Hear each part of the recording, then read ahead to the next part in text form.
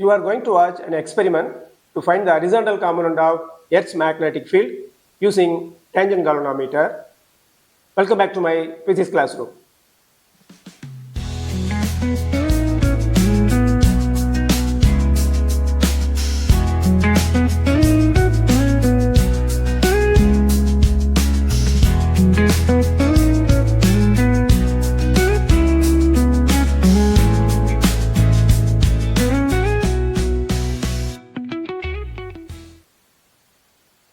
This is the experimental setup for finding horizontal component of Earth's magnetic field using tangent galvanometer. So let us see what are the apparatus required for this experiment. We need tangent galvanometer, battery eliminator, ammeter, commutator, rheostat, connecting wires, and a spirit level. So before taking reading, so let us see how the connections are made. From positive terminal of the battery eliminator, the wire is connected to the positive of the ammeter, positive terminal of the ammeter. From the negative terminal of the ammeter, the wire is connected to the one end of the rheostat. From the opposite end of the rheostat, the wire is connected to one terminal of the commutator. From the opposite terminal of the commutator, the wire is connected again back to the negative terminal of the battery eliminator. The other two terminals in the commutators are connected to the tangent galvanometer. Now, before taking the readings, we have to make sure the tangent galvanometer is placed horizontally and the plane of the deflection magnetometer is horizontal. I am adjusting the screws so that the plane of the deflection galvanometer is horizontal. Okay, now the spirit level, the bubble comes to the center, the tangent galvanometer is horizontal to the surface. Okay. Then we have to keep the deflection magnetometer in the correct position. The 90 degree of the magnetometer should coincide with the plane of the coil. So I am keeping the 90 degree of the deflection magnetometer coincide with the plane of the coil. Now you see the aluminum pointer is showing some 15 degree. Now we have to keep the aluminum pointer to coincide with the zeros of the deflection magnetometer. For that, slightly move the legs of the tangent galvanometer so that slightly I am moving so that the zero of the aluminum pointers coincide with the zero of the deflection magnetometer's scale.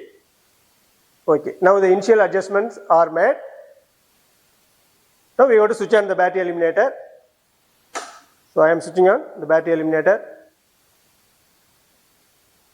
You have to see the deflection in the deflection magnetometer. So the aluminum pointers are showing 30 degree. The aluminum pointers are showing 30 degree. And the current value in the ammeter is 0.5 ampere. So we have to adjust the value of current so that the reading in the deflection magnetometer should be between 30 degree to 60 degree because the readings will be accurate when the deflection is between the 30 to 60 degree. So according to that, we have to choose the value of the current. So now I am choosing 0.5 ampere current. Deflection magnetometer shows 30 degree. So we have to note down the readings θ1 and θ2. Now by using the commutator, I am changing the commutator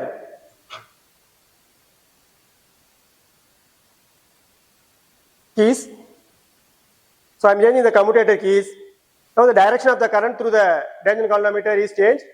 So the deflection magnetometer shows the readings in the opposite direction. So see the scale. Now it also shows 32 degree, I think, 32 degree. These are the theta 3 and theta 4 readings. So now we have got 4 readings from the deflection magnetometer. So we have to tabulate the readings for the current value 0.5 ampere. Now we have to change the current value from 0.5 to 0.75. So I am changing the current value. Now I change the current value to 0.75 ampere.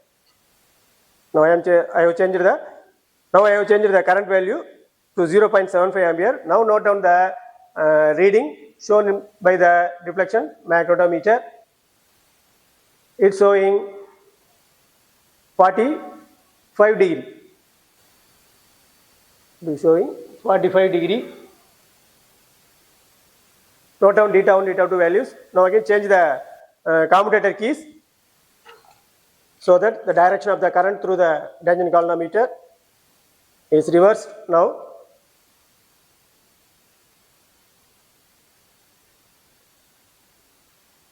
Wait for the aluminum pointer to come to the rest position.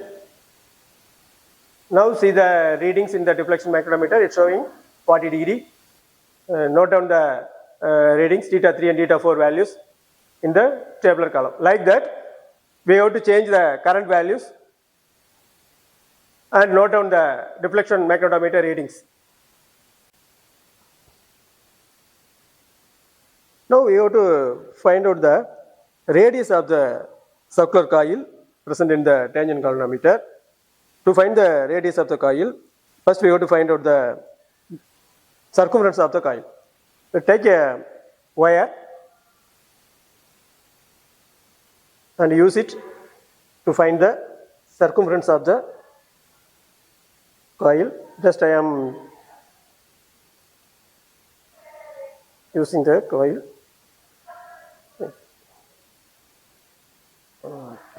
So this is the length of the circular coil, the circumference of the coil.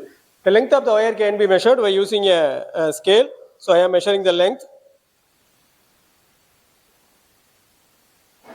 So the length of the wire is 46.5 centimeter.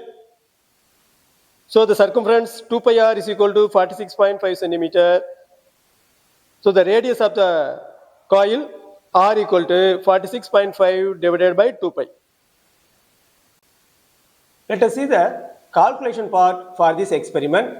For that, we have to find the mean value of theta from the tabulated readings, and it is found to be 31 degree for the current value 0.5 ampere. Now the reduction factor of the tangent galvanometer K can be calculated by substituting these values of current and theta. So we get 0.8321 ampere. Now we calculate the mean theta value for the current 0.75 ampere, and that is found to be 42.5 degree. By substituting the current and theta value in the formula K is equal to I by tan theta, we get 0.8184 ampere for the reduction factor K value. Now we have got two values of K. Find the mean value of K, and it is 0.8252 ampere. Now we have the data for the radius of the coil r equal to 7.4 in 10 power minus 2 meter. Number of turns of the coil is 5.